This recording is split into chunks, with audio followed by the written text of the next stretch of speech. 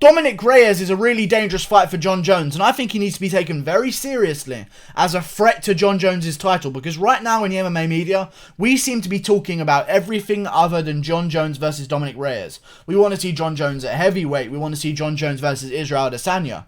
He's got Dominick Reyes ahead of him. I think people are failing to understand. Now, before I get into Jon Jones, I'm picking Jon Jones to win this fight. He's got a blatant reach advantage that I think is going to be the deficit of Dominick Reyes, and I think it's going to play into Jones' hand. I mean, Jones is going to have a reach advantage over everyone, but it's just kind of how much of a reach advantage does he have. And I'm looking at the reach advantage here.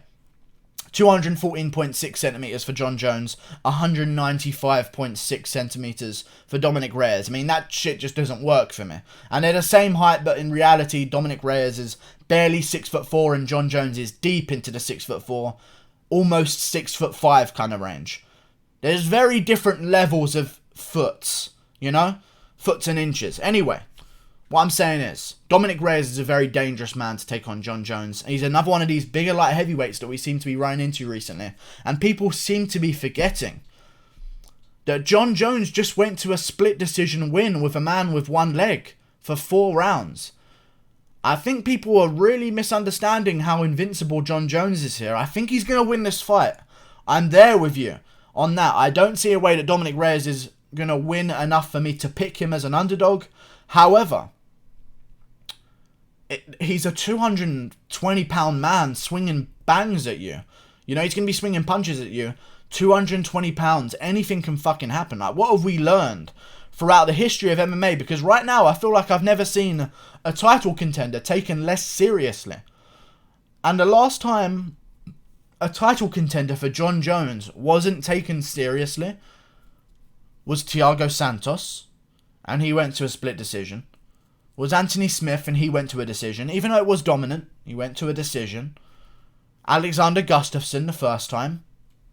That one was tough for Jones. And I feel like Jones really needs to nail down and focus. Listen, none of those big fights are going to happen if you lose to Dominick Reyes. I know Israel Adesanya said he still wants the Jon Jones fight, but listen, belts speak more than names in the MMA world right now, I feel. And we know that because names like Jorge Masvidal are just being given belts out of nowhere just to validify them as their own money fight almost. I feel like Jon Jones needs to really focus on Dominick Reyes. It's a dangerous guy, man. A real dangerous guy. His distance management is very good. I do think he's going to have problems getting in on the inside of Jon Jones. But listen, when it comes to the wrestling, we've seen Chris Weidman in on a double leg. And Chris Weidman is no punk. And he's not a small middleweight either. I think Chris Weidman's like 6'3", dominant wrestler. Comes in there. No one gets straight back up against Weidman like that. Not very regularly. And for a guy who's not been wrestling his entire life in Dominick Reyes and has only recently gotten into the sport and is very young in the sport, I think we need to look at that takedown defense and take it quite seriously. Jon Jones is going to be in for a tough night. I think he's going to win this by decision. Because Dominick Reyes, again, another guy, he doesn't really slow down too much. Like, he's got decent cardio. Mexican man at heart, you know what I'm saying? He's a very real threat. And I think Jon Jones is going to win.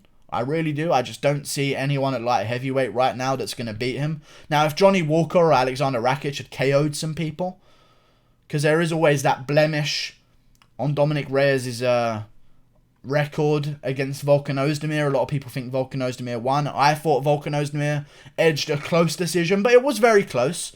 I wasn't surprised that it was a split decision, but I was surprised that it didn't go to Volkan Ozdemir like it should have. However, you got to look at the rest of Dominick Reyes' career and realise that this guy has some real good fucking wins under his belt. I mean, Jon Jones, you're looking at the OSP fight. It wasn't the best performance from Jones. Did he win clearly? Yes. Dominick Reyes versus OSP, not even that long apart. I mean, although it was a different version of OSP who suffered some KO losses in his career since the Jones fight, I mean, schooled OSP. Basically knocked him out. If you watch that fight again at the very end of the fight, they call it a decision. But OSP was in no state to continue if the fight was a second longer. Like, he was out cold. But the bell just went off before his head hit the canvas. I mean, you got to take this man seriously. Dominick Reyes, listen to this record. And his record has gotten better with time. He's been undefeated. Beaten some good guys. Comes into the UFC. Beats Joachim Christensen. Okay, give me fight. You've just got into the UFC. It makes sense. Beats Jeremy Kimball. Again, not the best fight in the world, but gets another win under his belt. Now he can start challenging some people. Beats a Jared Cannonier, which back in May of 2018, people were like, who the fuck is Jared Cannonier? Now we know what a beast he is. Beats Jared Cannonier by TKO with a brutal uppercut. I remember it well. Over St. Preux. Dominates him, basically KOs him. Volkanovs him, a very close fight. Very close fight, I understand that. And he comes in and bounces back against Chris Weidman. This is a threat. I'm looking at a threat right now. Is he going to be the guy to beat Jon Jones? I don't think so. But if everyone keeps just ignoring him as a contender, I'm worried some of that's going to rub off on old Jonesy boy. Because that's what happens when everyone doubts your contender. Secretly it infiltrates your brain.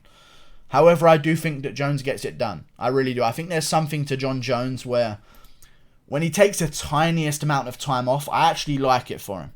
Because he came back this year, December 2018, and he really wanted to stay active and get a lot of wins and do it fast. He beat Alexander Gustafsson in December. 3 months later, he fought in March Anthony Smith. The fight was a little bit closer than the Gustafsson one and a little bit less dominant from him. Comes back again 3 months later in July.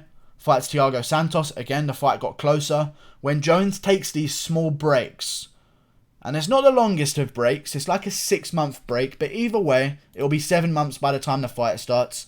I like it for him because it kind of refills his hunger. Or adds to his hunger. Unfills him, kind of. You know? I like that kind of Jones. I feel like when he gets active too long, he gets a little bit too comfortable and gets a little bit in a bit of a rhythm to his training, and he just goes back and it's like a routine and nothing really means anything. But when he takes a bit of time off, heals up a little bit. You've just been in 3 fights in 6 months. That's crazy. Calm down. Reassess. Get your hunger back.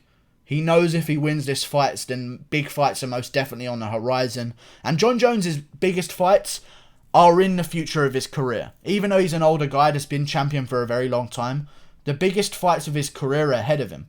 So I feel like that motivation for him is going to keep him humble, keep him trained well, and make him go in there and put on a good performance. But not enough is being made of Dominick Reyes, and I just had to say it. Because no one's fucking talking about this guy. And he's a 225-pound man that throws bombs towards your head. Okay? Joe, no one's invincible. No one's invincible. And we just saw that against Santos. Like and subscribe. Thank you for watching. Click that button there. Goodbye.